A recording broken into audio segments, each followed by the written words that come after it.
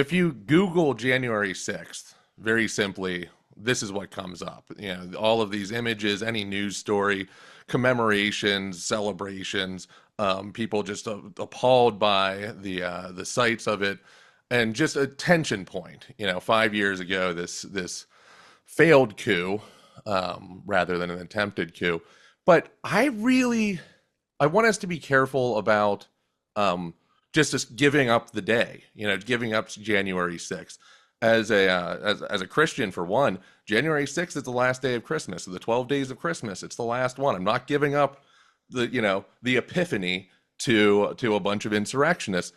But as an American and as a patriot, I want us to remember that in my opinion, one of the great speeches, one of the great visionary speeches of American history, and probably thereby world history, was given on this day when Franklin Delano Roosevelt, in his eighth State of the Union, after being elected I guess he'd been already elected twice. This is for his third time coming around,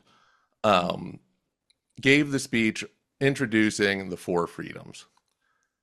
And what he says there is, in the future days, which we seek to make secure, we look forward to a world founded upon four essential human freedoms. I'm going to sort of abridge them, but the first is freedom of speech and expression everywhere in the world. The second is freedom of every person to worship God in his own way everywhere in the world. The third freedom is from want.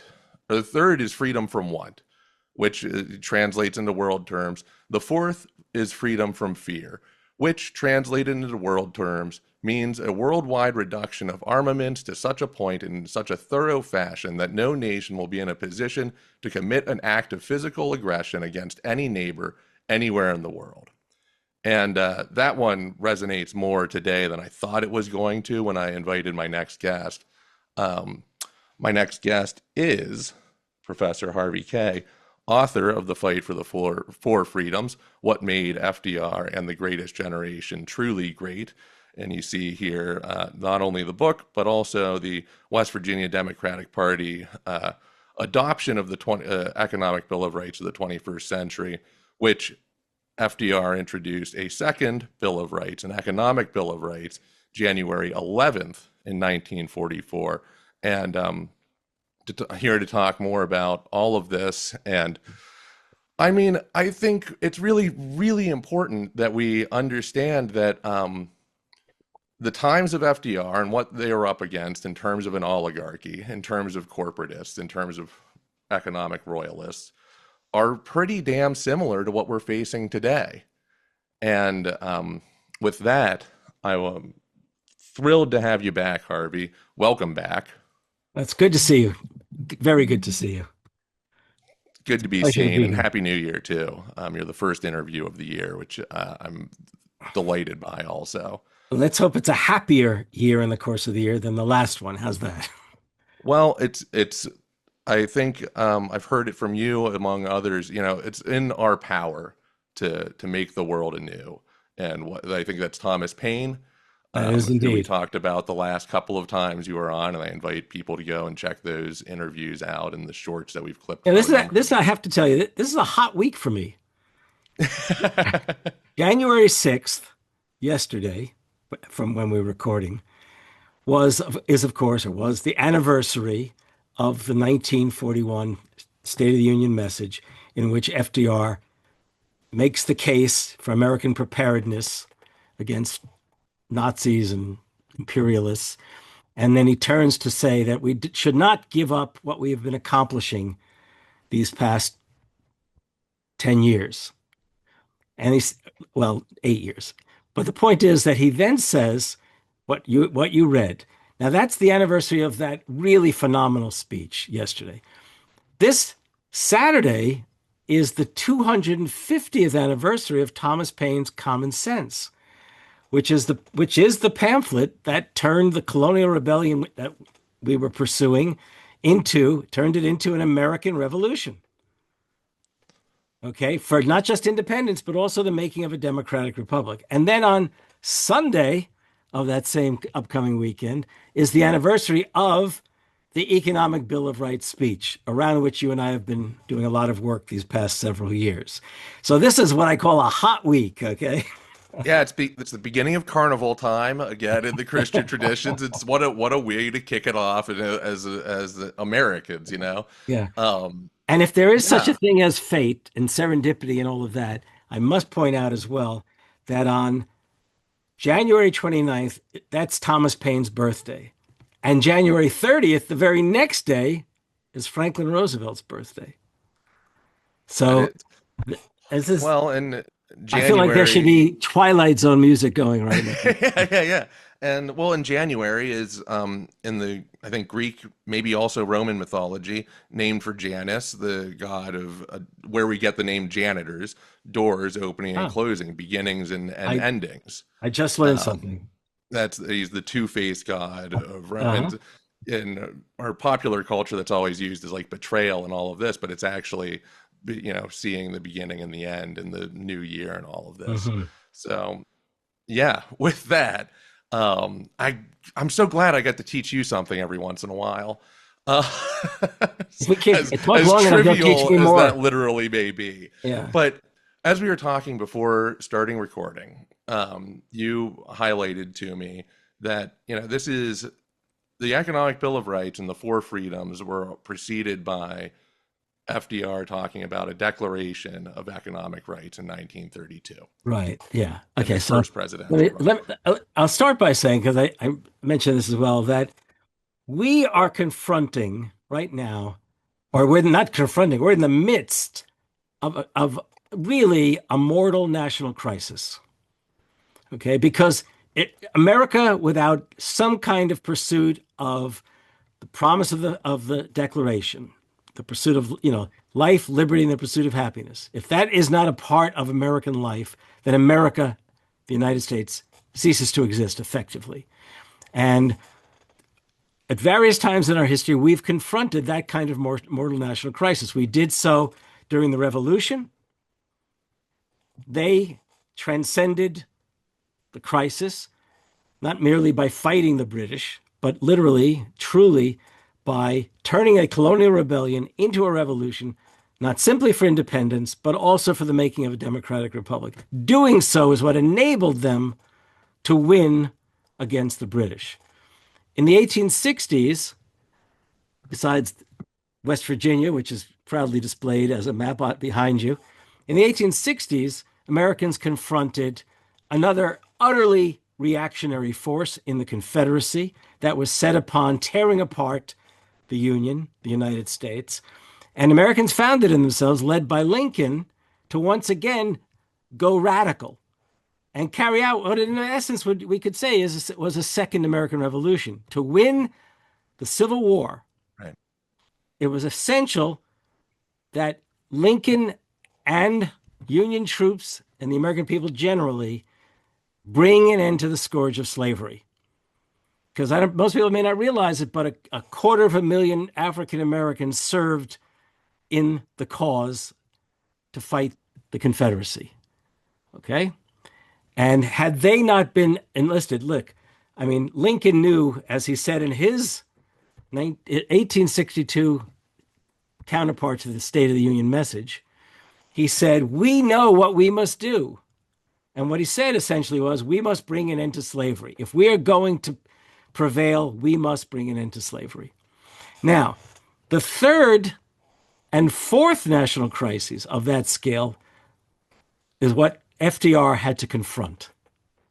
Now, even as a young man, back in the early 19 teens, when he first entered politics, he was already convinced of the imperative of reform. It's surprising. He came from a very elite upper class background and was educated at Harvard. He was what these call, Hudson River gentry. And yet he wanted to bring reform in America because the Gilded Age ruling class of bankers and businessmen with their political minions basically had produced a social order of extreme inequality of wealth and power, an ever intensifying concentration of wealth and power, and ruled over this, claiming that government should keep its hands off the economy. right?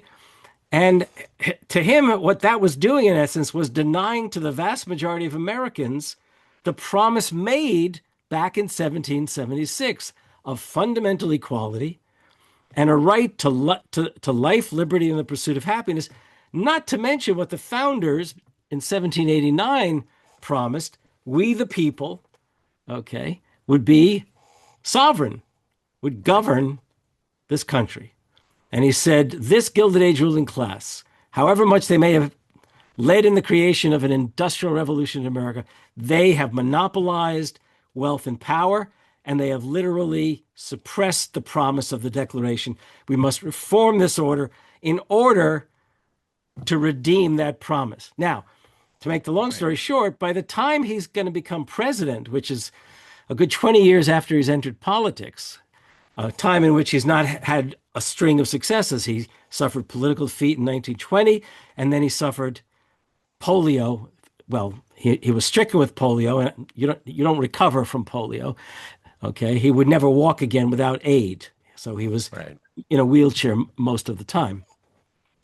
But in the 1920s, he moved from what was originally his progressive politics to liberalism in the most modern sense. In fact, he was one of the pioneers in the Democratic Party of a liberal politics. But what most of us don't realize, historians don't even teach it this way, is that by the time the end of the decade comes, 1930, and the crash in the stock market has taken place, FDR, confronting a world as governor of New York, that's his political office at the time, an America that is stricken with the worst economic and social catastrophe in its history.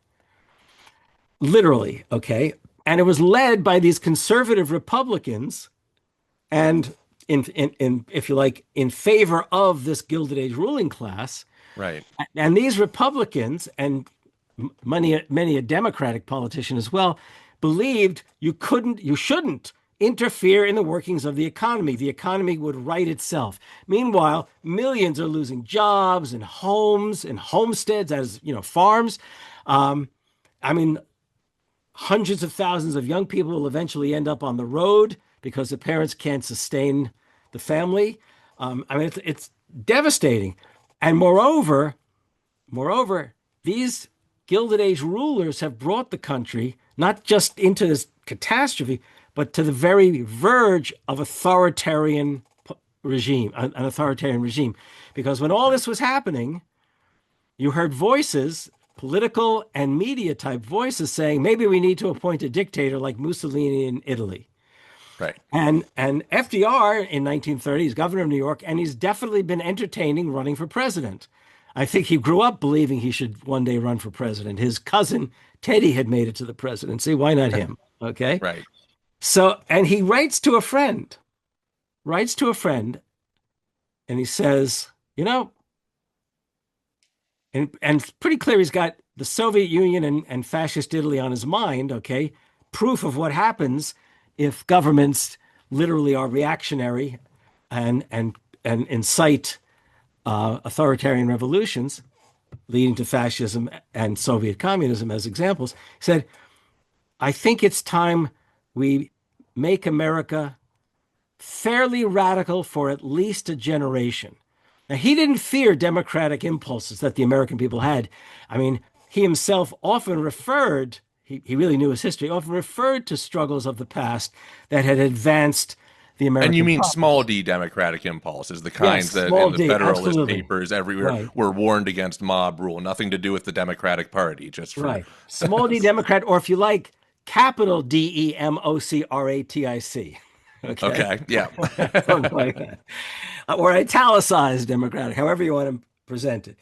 And again, he didn't fear this. Plus, he knew enough about American history that he had primary examples of what needed doing. He knew about the Revolution and what it took to win it, and he knew about the Civil War. He actually talked about Lincoln. He and Lincoln were very much alike. They both drew their political inspiration, first and foremost, from the Declaration and the preamble to the Constitution. Okay?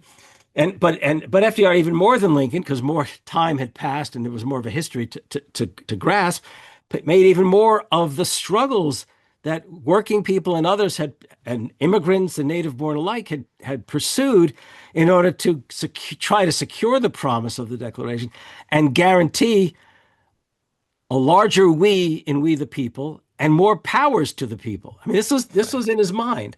So as I said to you before, and I have written this. It's not necessarily the widely held view.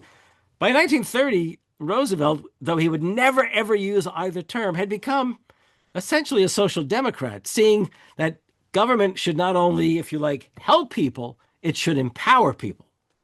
Okay, the progressives wanted to help, the liberals wanted to help. FDR wanted to push it further. He wanted to empower folks. Okay, he wanted democracy to be extended and deepened, basically. Right. So he announces for the presidency, he proposes a New Deal. And the ideas that he's built into the New Deal, most of which will be pursued during his first two terms as president, these are naturally perceived by the incumbent President Herbert Hoover, who was looking to be reelected, as terribly radical. Right. He actually says that Roosevelt was a radical who wanted to destroy, how would he put it? The essence of the American system. That was something like that. I'm paraphrasing. Right. But what, and he, in a way, he was right. He did want to destroy that vaunted system. What we had for the for last 70, ever since after the Civil War. But what he missed, well, he probably grasped it, but he wouldn't want to entertain it, is that what Roosevelt had in mind is liberating a more fundamental America, the America that the founders, for all of their faults and failings, had projected as a grand experiment in freedom and democratic government. So anyhow, let me jump in, because that is exactly why I think this is such an important conversation to have in the new year. And but one of the things I wanted to emphasize is that, people need to understand how normalized the boom bust cycle of the economy had become. And you said that the Great Depression, or the market crash, was the greatest so far, the greatest we had ever seen. But it wasn't the first one, because of its devastating effect across the nation, right? It was running down the nation, taking it into utter ruin. Yeah.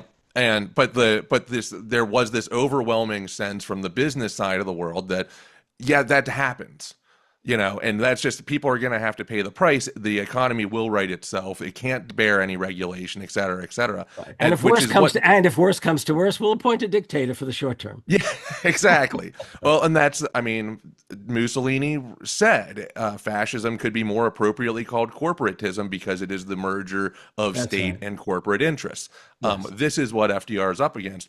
Mussolini, who had been a socialist back in the 1920s and earlier, but then took, one of the first things the fascists always do is eradicate socialists and eradicate communists. That's certainly. Right. Yes, absolutely. And because they really can't stand to have that alternate vision, and because it's so dependent on the nationalist pride, which is, I think, where FDR talking about everywhere in the world is, it could globalist kind of view, but it's not that. It's that you can't have what we're trying to build in America if you cannot build that everywhere eventually, because these threats outside will become threats to us inside. Yeah, there's a term I learned. Yeah, it's a term I learned when I was in graduate school regarding how, in order for third world countries to develop, should they try to divide from the world economy, or should they, or what do you do? And there was a term I heard, it had to do with, it's autarky, I think it is, where you try to go it on your own. Going it on your own is not, you can't do it, basically. Okay. Now, FDR, by the way, was in many ways an internationalist. There's no question. Right. But his internationalism was predicated on an incredible deep patriotism. I mean, not unlike, sorry, I'm going to introduce my other hero, Thomas Paine. I mean, Paine believed, in a certain way, Paine believed America was exceptional, mostly because right from the beginning, it was the first nation in its newness, that had it in its power, I think you remember, that had it in its power to begin the world over again. And Yeah. what he meant by that is that, look, the United States will be it's starting afresh. It can do things right. And moreover, it can be an example to the rest of the world that working people do not need to be ruled by kings, aristocrats, or terribly wealthy people. And And in essence, that's a fundamental. and And that's it. I mean, that's where you get there's very much this through line of economic rights, right? And basically, kind of before this, you get the idea that until you have succeeded economically to some degree, you're not a political animal. Whereas there's a fundamental rejection of that in the essence of the Declaration of Independence and the Constitution that says that we are all political beings and we have certain rights as a condition of that. yeah, And and yes, and the I would just say before people jump to the conclusion that you and I are apologists for slaveholders or anything like that, let us no, remember that you are a West yes, Virginian, okay, not a Virginian of the old order. That's first. no. The I other live in thing, the state of West Virginia, not the Commonwealth of the Old Dominion. right? But the other thing is important is this, and here I turn to Frederick Douglass, the great black abolitionist and orator, who famously became famous, a sermon or lecture on the July 4th weekend of 1852. Hmm. And he basically asks, what to the slave is the 4th of July? Right? Now, I used to do a thing with my students. I would say to them, your weekend assignment is to read his talk, What to the Slave is the 4th of July. And on Monday, you come in with one word or one word answer. Is Douglas, does he, is he a patriot or an anti-American? Now, if you read much of the pamphlet it got turned into a pamphlet. If you read much of it, you would imagine that he had come to despise America. I mean, God, these founders were hypocrites, okay, and etc. Right. And slaves, look what they were enduring. But when you get to the end, of it, he actually says, "But I do not despair. The promise made is so powerful." Okay, and what he meant is the Declaration's life, liberty, and the pursuit of happiness and fundamental equality was so that he believed Americans had it within themselves to literally overturn that order in favor of the vision of the Declaration. Okay. And now, how did he do that? Because along the way, he had been, in quotes, educated by, I forget the name of the politician. He was one of these free soiler politicians who said to him, you don't read the Declaration and figure out what they were trying to say. You read the Declaration for what it says. Right. So he was able to say to himself, it doesn't matter if Jefferson was a slaveholder. These are the words that were made as the promise. That's Right. the promise, which also then enables Martin Luther King Jr. to come before the American people in 1963 in Washington at the March on Washington and talk about this was the time they're redeeming, you know, the check, so to speak. They Right. want the promise Right. now, basically. Well, and it's because it's a promise, an ideal that is to be delivered by we the people, right? And so Right. That's and right. we the people are dynamic, and we have been throughout history, and there has always been a greedy few, and they change who they are and all of this, who are there to try to, well, they can't have as much if we all have the equal opportunity, and they have to compete a little bit harder, and they have to X, Y, Z.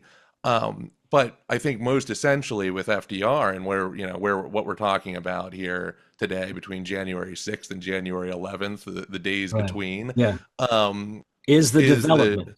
Yes. yes, and the again another it supersedes the individual, and that is what actually makes our experiment so much better than anything a dictatorship could ever offer. Yeah. Um, Yeah. uh, And uh, that's good. By the way, I mean, so FD, and so to speak of so in September of 1932, only weeks before the election, he goes to California. He goes to the Commonwealth Club in San Francisco, FDR, that is. And he delivers a speech in which he decries the concentration of wealth and power that this Gilded Age ruling class has accumulated. Okay. And he says that it's time to redeem the promise. So he says we need an economic declaration of rights. Now, he doesn't develop it a lot, but he lays it out. He says life, liberty, and the pursuit of happiness demand economic rights. And he says this is in favor of creating a new economic constitutional order. Okay. So the New Deal is indeed very much a social democratic experience. Now, at the outset, he made compromises. He didn't immediately go for the jugular with the Gilded Age ruling class. But it is the case that since they rebelled from the effort and working people were demanding all the more of a New Deal, he chose the people over the compromises. And we get two New Deals. And by the way, in both New Deals, there are efforts, especially the second New Deal in 1935, to empower the working class with the right to organize labor unions. This is really important because they create the National Labor Relations Board, which means the government will stand behind and guarantee the right to organize, not merely say you have the right to organize, now go out and try to get it. Okay. Similarly, they create Social Security, which was a plan. It was a plan basically to combat the poverty of old age. Okay. Decidedly a social democratic initiative. Along the way, they set out and they transform the national infrastructure, which was pretty minimal at the time. They build roads, they build bridges, they build dams, they build power lines. I mean, the American landscape between the work on the infrastructure and the work on restoring the American environment conducted by folks like the CCC, Civilian Conservation Corps, this, if you like, twofold effort literally transforms the landscape of America. Right. Okay. And then, I mean, it's in its own way, they bring about president and people, not always in tandem, revolutionary changes in American public life and public realm. Absolutely is the case. Revolutionary changes. Now, every step of the way, the corporate elite, the conservative Republicans, they tried to block it every single step of the way. And by the way, when it came to questions that might have threatened the segregation in the South, the Southern Democrats were happy to block initiatives. For example, Social Security, when it was first enacted, FDR could not include every occupation under Social Security. Why? Because the Southern Democrats wanted to exclude blacks from Social Security. And you couldn't, because of the 14th Amendment, presumably, you couldn't pass a law that excluded a particular race of people. But you could pass a law that excluded occupations. So Social Security excluded agricultural workers and household workers, who in the South were overwhelmingly African American. But strangely enough, up in New England, a lot of them were Irish American. But the Dixiecrats were only interested in and worried about blocking blacks' access to the social democratic America that was being created. And the other one is the National Labor Relations Act that I just referred to. They also excluded agricultural workers, okay, which again in the South were predominantly African American, but in the Southwest also included Mexican Americans. So, which, okay, so, but this is really important.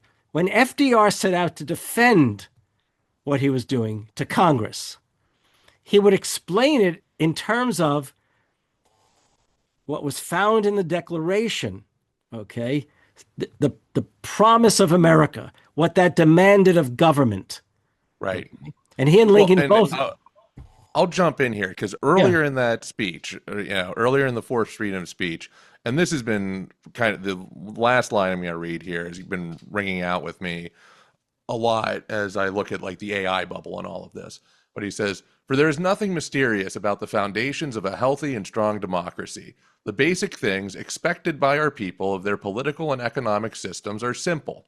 They are equality of opportunity for youth and for others, jobs for those who can work, security for those who need it, the ending of special privilege for the few, the preservation of civil liberties for all, the enjoyment of the fruits of scientific progress and a wider and constantly rising standard of living. These are the simple, basic things that must never be lost sight of in the turmoil and unbelievable complexity of our modern world. The inner and abiding strength of our economic and political systems is dependent upon the degree to which they fulfill these expectations. Right. And here again, I must insert, because I'm sure people will immediately say I've experienced this for years now. Wait a minute. FDR did nothing about segregation in the South. Wait a minute. Wasn't it Right. FDR who interned Japanese Americans during World War II? Yes and yes. Okay.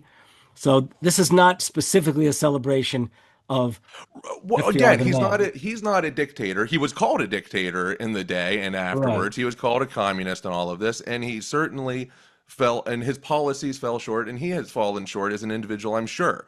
That is not necessarily why I've invited you to discuss Right. all of this. Right. So, But I do want to but I point out, having appreciate just your said that, interjection there because it is I've been on those calls with you. right. But, and I do want to, yes, you have. But I do want to also point out that African Americans did benefit in the South Right. from the programs of the New Deal. Southern Democrats tried to prevent it, but they benefited from work opportunities and other initiatives.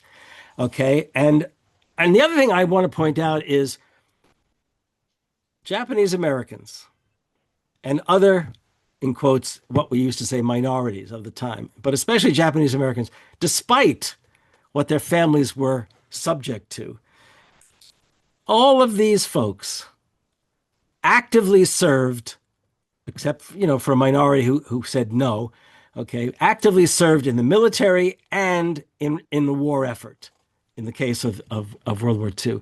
And similarly, I do want to point out that African Americans in the South absolutely loved FDR because he was the first president who they believed would not have had any exemptions for them if it had not been for the Southern Democratic, in quotes. In fact, FDR himself went down to Georgia in 1938 and basically accused the Georgia Democratic Party folks of being like fascists. Okay. I forget the name of the governor of the time, but yes. So anyhow, if we'll go back to FDR. So over and over again, as he's advancing the New Deal, and by the way, he's only able to do that because the American people are solidly behind him on this. When I say Right. American people, American working people are And he has an solidly behind him. incredible, I mean, the New Deal, the people who were there building the New Deal, Francis Perkins and Walter Reuther and I am drawing blanks on lots of them right now, but an incredible cast of people who just an Right. incredible, all of them, I'm sure flawed in their own ways, but I will hear very few bad things about Francis Perkins, for instance. Well, Francis Perkins is a prime example of the irony of the fact the labor movement, when she was named Secretary of Labor by FDR, was shocked because she was a woman. How dare he send us a woman to be Secretary of Labor? But they soon discovered that she was no ordinary, in quotes, ordinary woman. Okay. I mean, she was solidly behind not only the creation, she was actually the, if you like, the pilot. She was the one who got FDR to make sure that Social Security would be included as part Right. of the New Deal initiatives. And she solidly backed the National Labor Relations Act and things such as that. I mean, there was no doubt about that. And so staunchly opposed child labor as to make sure Right. that it was Hmm. stamped out, That's basically right. once and for Yeah. all, Right. which is great for labor. I don't know if people know this, but not having to compete against, 7-year-olds in the mines is good. That's a good Yeah. thing. You do realize that if we leave it up to the current Congress and this president, they've already been lowering the age and the hours they can work. Yep. Okay. I mean, they'll tell us next, it's good experience for 6-year-olds to learn how to do some hard labor. here in West Virginia, they do it in such little benign cuts and things like this, but allowing kids to work longer, longer hours on school nights, allowing them Right. to not need their parents' permission, or it's signing off on certain things, which all seems well and good enough, little by little. But it's all absolutely working towards, repealing child labor. And that Right. is the thing. The muddied interest today will undo every single aspect of the New Deal, and they are working on it in a concerted effort. That's what Project 2025 is, plain and Right. simple. And I will say that my original intention when I left it out as we began this is one of the reasons that I got really fascinated and really committed to pursuing the Four Freedoms questions and the Economic Bill of Rights questions is the fact that the successes, the achievements, the very rights that were secured by FDR and, in quotes, the greatest generation from 1933 to 45 were the target now of 50 years of class war by corporate elites, conservative Republicans, and neoliberal Democrats. And the shame, as I don't think I mentioned it here yet, but I've said to you ahead of time, the shame of my generation is the fact that even while we were celebrating the greatest generation and their greatest leader by building monuments to them on the National Mall, by going to films about their heroism in World War II, turning books into bestsellers that deal with their experience in combat and suffering the earlier depression. I mean, the fact is, even as we were celebrating them and honoring their lives, is when the folks like the capitalists, the conservatives, and the neoliberals were doing everything to tear down their achievements. And we allowed it to, I didn't personally, I'm obviously, Right, right. okay, but we, the people of this country, allowed it to happen. I mean, talk about, it's almost, I'm not going to say hypocritical, but in essence, to be amnesiac and eager to remember at the same time, it's kind of ironic, right? So basically, I've been asking myself, well, what the hell are we going to do confronted with the kind of crisis that we now confront, which, by the way, is 50 years in the making? As I've Yep. written in the past, we were witnessing 50 years of authoritarian creep. You know, Yep. when I was a kid and even in college, the conservatives used to they used to say, we have creeping socialism in America, little by Right. little, okay? The fact is that for the last 50 years, we've had creeping authoritarianism, right-wing authoritarianism, Yep. because these folks have all gone after the social democratic achievements of, well, social democratic and other achievements of both, by the way, the New Deal experience and the Great Society of the And the Great 1960s. Society. Absolutely. Yeah. Yep. Which, by the way, is Um, also due to them, is all, it's basically the long age of Roosevelt is like 1933 to 1973. Because that generation that I've been talking about, if they were 15 years old in 1935, they were only 25 when the war ended in 45. In 55, they were 35 years old. They hadn't even reached middle age. And in right. 65, that's when they reached middle age. I'm going to confess that my generation is of the 60s is rather chauvinistic. But if you think about it, the progressive achievements of the 60s, though we pushed people a lot to bring them about, were made by the very same folks who I've just been referring to from the 30s, the 40s, and the 50s. They're the ones who elected a liberal Congress. They're Yep. the ones who created the labor movement that in the 60s made sure that Medicare and Medicaid happened. Okay. And by the way, labor, for all of its racism that prevailed at the time, they were the ones who helped alongside of the NAACP and civil rights groups to make sure civil rights was enacted Right. and voting rights.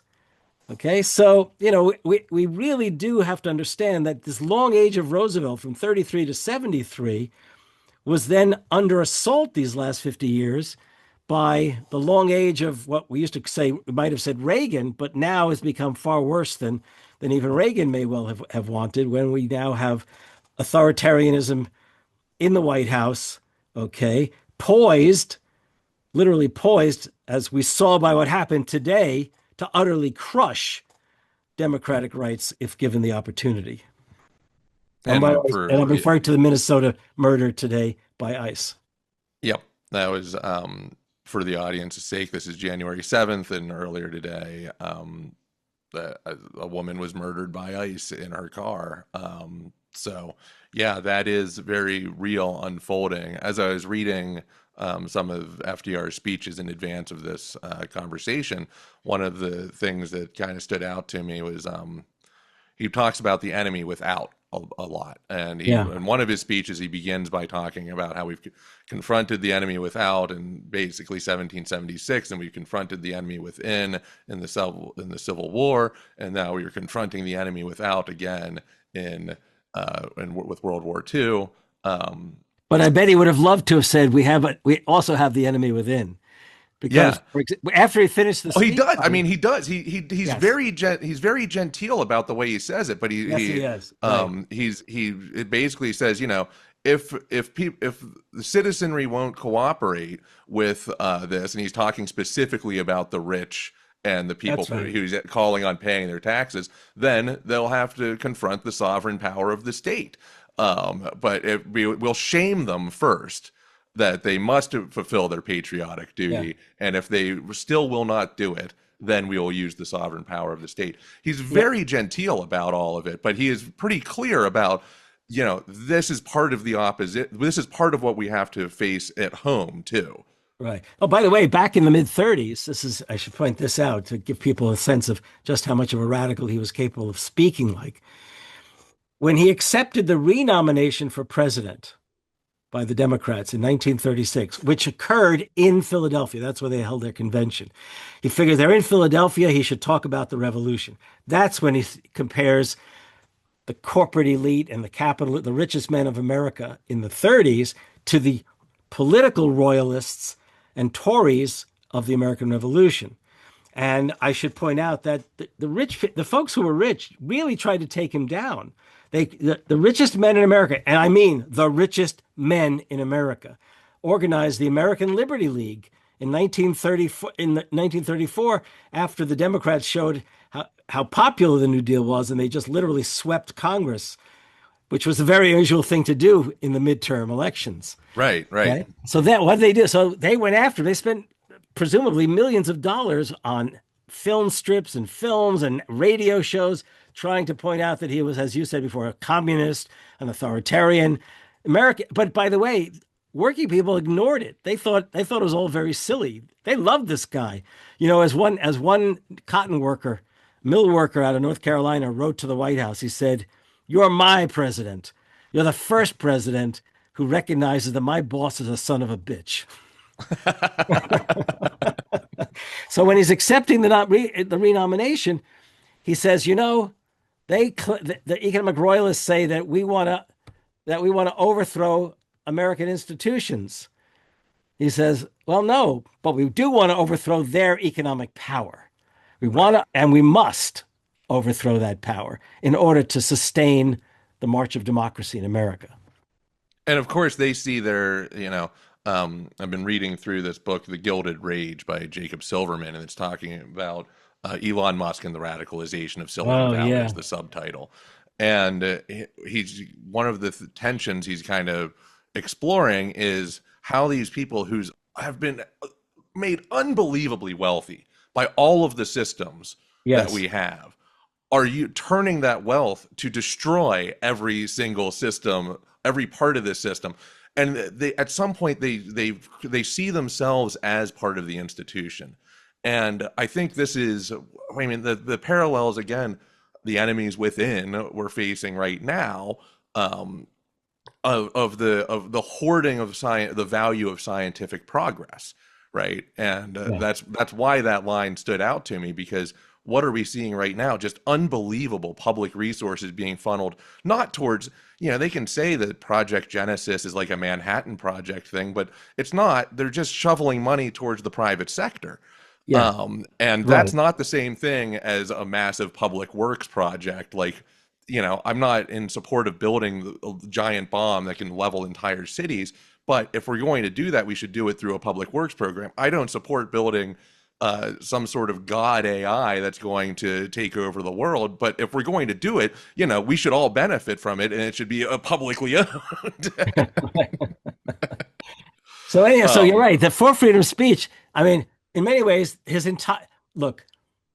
I claim, or I've claimed in my book, The Fight for the Four Freedoms, that in that speech, Roosevelt defined a cause, that is, the cause of democracy versus fascism, and defined a generation, so that even if that generation may not have known every line of his speech, or even for that matter, could name exactly what the four freedoms were, they were imbued or endowed with a certain vision of America after the war right. that, though they were blocked in many ways from pursuing in the fashion they hoped, which was in fact to secure an economic bill of rights, which we'll get to in a moment, it was the case that they built the richest nation on earth and provided more for more Americans than had ever been the case.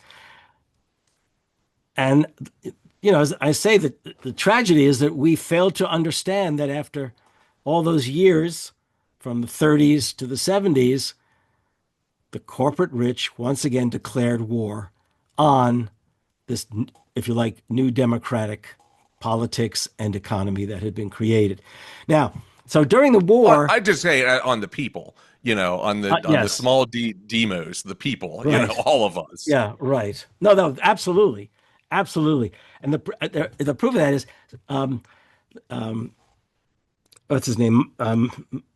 Oh, I just blanked on his name, the writer with one of the founders of the American Progressive, the American Prospect magazine. Um, he had a piece in which he did the math, and he said in the course of those 50 years, $72 trillion of wealth was literally transferred from working people to the powers that be. So, I mean, that class war involved exploitation on a grand scale, not only in the workplace, but by way of the transfer of wealth in Right. diverse ways from working people to the now billionaire class, soon to include its first trillionaire, I expect. Yeah, and I mean, this is one of the things that I think the Blue Ridge breakdown is really working to help people understand, because there's this sense of we need to have class war against the boomers. The boomers have all the wealth, all of this Wait, wait, wait, wait, wait, generation, wait, wait, and wait. You're talking about me. I am a boomer. I know, I know, You I can't know, accuse and me. you also already admitted you let this happen to our country. So, but the point is, Get it's the the cuffs. I'm ready billionaires I'm ready to across go. generations, Grab the cuffs. and there was a report that was in NPR yesterday that was saying that homeless shelters are having to adapt because their older and older Americans are needing more homeless shelters, which is to me evidence that that 50-year war has been Yes. utterly successful, and that we're on the verge of bringing back poorhouses. And poorhouses were eliminated basically by Medicare and Social Security. By the time the Great Society had been implemented, there were basically no more poorhouses left in America. And people, I Right. think, in my generation and younger, and even I'm a millennial, but even among Gen X, don't understand how far we came in that time, in such a short time. And because we are losing the people you were describing, the people who might have been 15 in 1935, or Well, we've even lost them. younger, They're or gone. Yeah, they're right gone. under, I mean, my great aunt Clara passed. She was nearing 100 just a few years ago, and she served in the War Department. She was a part of the Department of Navy during World War II Uh-huh. because of all the men overseas and everything like that. And she moved to Washington D.C. and was a civil. Then she worked her career in the as a civilian in the Department of Navy. She was a staunch Democrat. The generation below her tended to be more Republicans in my family, and then Hmm. there's the generation between me and that who I would argue were a little apolitical for for time. And I But this don't is all think that the lack of memory, so to that speak, right. that And people have. Is it? But it's not by accident. no, Okay. Conservatives have for years complained about American history textbooks. The biggest problem with American history textbooks is they don't point out the struggles that were persistent in favor of freedom, equality, and democracy. The very Right. things that they want to obscure. Okay. So, I mean, as I say to people, we either forgot or were made to forget. Right, which actually, I mean, and I invite listeners to go back and watch our conversations about Thomas Paine, goes back to a whole Oh, other yeah. thing there of we people trying to erase these memories, trying to recast the American story as one of, and I got to have Tom Hartman back on. I want to talk to him about, the essential difference in our humanity of whether we're kind of more democratically inclined or more autocratically inclined, and whether we're more tending towards cooperation or competition and cutthroat. And the story that since the 80s we've been told in America is we got here through rugged individualism. It's completely a great man theory. You should pull yourself up by your bootstraps, and if you don't have any bootstraps, then I guess kill your neighbor and take theirs, right? And That's take the on as Stephen Miller version. right, exactly. That's if you don't have housing, kick that person out of the country and take theirs, which isn't going to work, by the way. But it's this vision of um, utter individualism, and then you're told that if the government were to do anything for people, right, the demos, we the people, then that's communism. Right, and the cat what's And the there's no FDR telling, phase. and there's no telling where people's demands will stop. First, they'll want Right, health care. right. If you Next, if they'll they want if my house. yeah, if everyone's guaranteed a job, then what else do they or will we have to guarantee them? Health care next, education. Where does it stop, Yeah, Harvey? right, right. Um, it's and which is brings us to exactly. I mean, I was basically starting down the economic Bill of Rights there. Okay, so we'll move towards that. Good idea. Yeah, So because I FDR mean, I, lays I out I the four also want to be freedoms. respectful of your time, but Okay, the four freedoms literally creates a vision and a promise of post-war America. But FDR didn't want to leave it at that. He never forgot what he had spoken of in 1932, an economic declaration of rights. And during the war, he would often say, "Well, I'm Dr. Win the War right now. I don't have time to be Dr. New Deal." But even as he was doing that, he had a committee working on the idea of an economic Bill of Rights. And interestingly enough, he released a report in 1942, 43, which laid out, I could show it to you if you wanted to show and tell, lays out an economic Bill of Rights. But here's the interesting thing, not surprisingly, the Wall Street Journal trashes it, the New York Times trashes it, okay? Progressive and liberal groups embrace it. And curiously, a poll that was done showed that like 75% of American working people thought, what a great idea. right, Okay, but Congress wouldn't have anything Congress, which had this new coalition that emerged inside of the Congress, conservative Republicans and Southern Democrats. And they basically said, well, we don't need, they shoved it aside. So FDR decided it's time to really ask the American people what they want. And in 1943, he commissioned polling surveys, national. Okay, I don't know if everyone, they weren't exactly secret, but they didn't go around saying we're conducting a poll. right. And what they discovered was, one writer said, the book is it's on the floor over here. The guy who was one of the key directors of the polling wrote a book, and what he said is, when Americans were asked what they wanted everything. Now, not selfishly, because the questions were these. Okay, should there be health care for all? Health coverage, health care for all. 83% of Americans said yes. And by the way, that included 95% of Democrats and 75% of Republicans. When they were asked, well, what about education? Yes, aid for education. So in other words, so young people could take themselves as high as their capacities would allow them. Okay. Right. Housing, yes. They went right down every single kind of essential that one would need for a good life, for, if you like, life, liberty, and the pursuit of happiness. They said yes in the majority. Sorry, not even majority, the great majority. So FDR was so encouraged that in the State of the Union of 1944, so okay, Four Freedoms was the State of the Union of 1941. This is just 3 years later, 1944, January 11th. The date would be at the end of this week, as we said earlier. He delivered a speech in which he started off by talking about what was needed to be done to guarantee a final and full victory over Nazi Germany and Imperial Japan. He actually spoke as if there were people who were trying to, shut down the war effort before the war was actually won. So he was chastising them. And then he stopped and he said, but we need to look to the peace. Okay.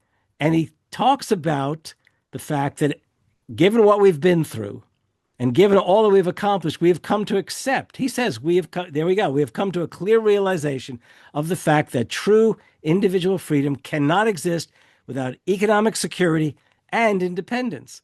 Necessitous men, that is, needy men, are not free men. People who are hungry and out of a job are the stuff of which dictatorships are made. But if we go to the next set of lines, he says, in our day, these economic truths have come to be accepted as self-evident. We have accepted, so to speak, a second Bill of Rights, under which a new basis of security and prosperity can be established for all, regardless of station, race, or creed. And he then lays out 8 rights. If you want to read them, I'll leave it to you.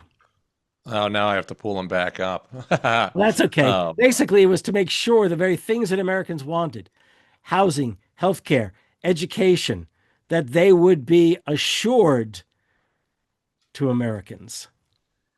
Keep on resizing it and then losing it. Yes, here they are. The right to a useful and remunerative job in the industries or shops or farms or mines of the nation. The right to earn enough to provide adequate food and clothing and recreation. The right of every farmer to raise and sell his products at a return, which will give him and his family a decent living. The right of every businessman, large and small, to trade in an atmosphere of freedom from unfair competition and domination by monopolies at home or abroad. The right of every family to a decent home, the right to adequate medical care and the opportunity to achieve and enjoy good health, the right to adequate protection from the economic fears of old age, sickness, accident, and unemployment, and the right to a good education. All of these rights spell security. And after this war is won, we must be prepared to move forward in the implementation of these rights to new goals of human happiness and well-being. Stop there for a moment. Stop there. Absolutely. If, without even thinking of the 21st century Economic Bill of Rights that we've been working on and that West Virginia Democratic Party has so solidly and proudly embraced, if we ask people today about these, they would say, wow, those are really radical and fantastical, more than I could imagine, they would say, right? But you know what? In 1944, after the New Deal and the war effort labors and struggles, I'm willing to say that even if Americans still thought it was radical, that they thought it was within reach. They had already just radically transformed the United States. And by the way, the struggle for the further extension and deepening of democracy continued even during the war, which I didn't talk about. But so the fact is that these folks would never call themselves radicals, had acted in many ways, especially working people, radically for a good dozen years. They had made a new America, you might say, in the course of the 30s and early 40s. So they believed it was within reach. This is what they wanted. They had already made that clear in the polling that was done. But of course, FDR knew that as much as they wanted it, there were others who did not want it to happen. Right. Okay. In fact, the richest man in America at the time might have been this guy, Bernard Baruch, who told Roosevelt he's going to have to be very careful. There will be right-wing, rightist reaction. So let's read on to what FDR was saying in that speech. Let me pull it back up here. I can call it up on. Okay, go ahead. America's own rightful place in the world depends in large part upon how fully these and similar rights have been carried into practice for our citizens. For unless there is security here at home, there cannot be lasting peace in the world. You One want of me to the keep great going? American industrialists of our day, a man who has rendered yeoman service to his country in this crisis of the war, that is, recently emphasized the grave dangers of rightist reaction. He did not mean, by the way, right wing as in, MAGA working class people. That's not what he meant at all. Because they're okay. What he meant was the corporate elite will Right. constitute rightist reaction. All clear thinking businessmen, FDR says, share his concern. Indeed, if such reaction should develop, if history were to repeat itself and we were to return to the so called normalcy of the 1920s, that is, the Gilded Age of the late 19th and early 20th century, then it is certain that even though we shall have conquered our enemies on the battlefields abroad, we shall have yielded to the spirit of fascism here at home. That was his warning. That's and again, all of this could have been written today. I feel like it's just as appropriate. And I think, to bring it back around to the beginning of the conversation, where I introduced it for the news hook sensation of January 6th, this is, you know, that is the culmination of just so much propaganda and so much misinformation about what reclaiming America is. A lot of those people earnestly believe that they were like there doing their thing, their American revolutionary thing, and they've been conned. I mean, they've been played. And what That's we right. need to be doing is not telling our story through that lens and not saying, "Oh, January 6th is this dreadful day." And should forever remember January 6th is just this terrible day that they tried to overthrow the country and failed, fortunately. But I think we should also have to or be able to go. January 6th is the day that FDR introduced these four freedoms. 85 years ago, 80 years ago to the day of the insurrection, we have this tremendous vision of what we can do in America. Yeah. And we need to be able to get What harken they back on that. and what they did, not just what we Yeah, can do, but proof. There's I got to read to you. I have to read to you something that haunts me, these words. There was a progressive columnist of the 30s and 40s, later became just a liberal and eventually even became a conservative very, very late in his life. He said, in 1948, when the Cold War was chilling American public life after World War II, FDR had passed away. The Democrats still held the White House, but things were stymied. The Republicans back had won the Congress in 1946 for the first time in many, many years. He says, the creative capacity itself seems to have gone out of American political life. The Republicans have only a passion for power. The Democrats don't seem to have even that. And then he goes on. The worst part of all this is that most liberals seem to feel hopeless unless a new Great Depression comes along. Can it be true that the greatness of the American people can be evoked only in adversity, and that liberalism is a plant that flowers only among the ruins? Remember, this is 1948. And then he says, that's not my reading of the moral of the New Deal era. What I see is different. I see that for a gleaming interval, American life had direction, that it was moving away from the economic and social jungle, that it was becoming a genuine society. And then he says, and this is great, what we did once, we can resume.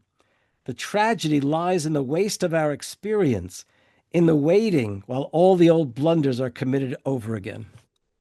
That haunts me, those lines. yeah. Well, and now they'll haunt me, so I'll have to And I hope it dig. haunts everybody out there who's been watching this. Yeah. Well, and what I mean, let's pick up where let's resume. We do not have to wait for these crises, although we're in the midst of one or several. I mean, the panoply of crises we face Well, are real, yeah. but what I'll say is I am proud to have done my own little part of taking this updated economic Bill of Rights that Professor Harvey J here and Alan Minsky with Progressive Democrats of America came up with, and we brought to the West Virginia Democratic Party, and you'll see it there on the screen there here. Too small to read, but I'll put in the links in the show sheet or in the comments and all of this or the notes where you can find it on the West Virginia Democratic Party's website on their platform, wvdemocrats.com. And I am by no means here to say, oh, the Democratic Party is the answer to all of our problems, but I am here to say that getting involved at your local political level, and because the Democratic Party is so kind of lacking direction and vision right now, so many places, and is so weak in so many rural places, it only takes you and a few friends to get involved and to get this type of thing introduced and ratified and put into a platform or adopted by resolution.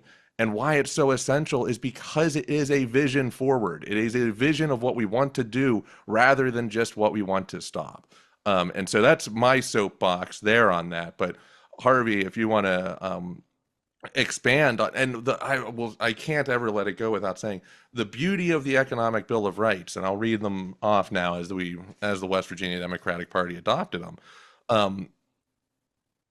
The right to a job that pays a living wage, the right to a voice in the workplace through a union and collective bargaining, the right to comprehensive quality health care, the right to a complete cost-free public education and broadband internet, the right to decent, safe, affordable housing, the right to a clean environment and a secure planet, the right to a meaningful endowment of resources at birth and a secure retirement, the right to sound banking and financial services, the right to an equitable and economically fair justice system, the right to recreation and participation in public life.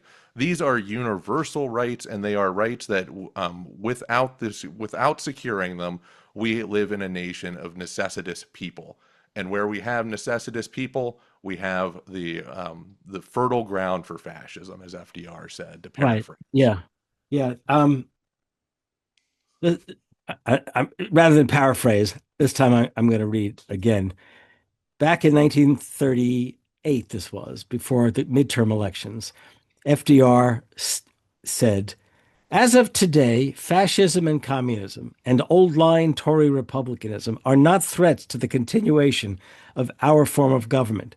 But I venture the challenging statement that if American democracy ceases to move forward as a living force, seeking day and night by peaceful means to better the lot of our citizens, then fascism and communism, aided unconsciously perhaps by old line Tory republicanism, will grow and strengthen our land. My comment is, sure, communism is moribund, but fascism is resurgent.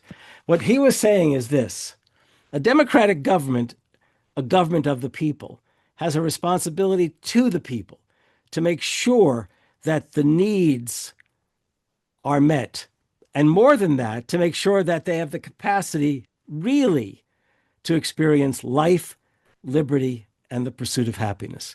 That was what both Lincoln and Roosevelt subscribed to, the idea that government should do what we cannot do for ourselves. I share this.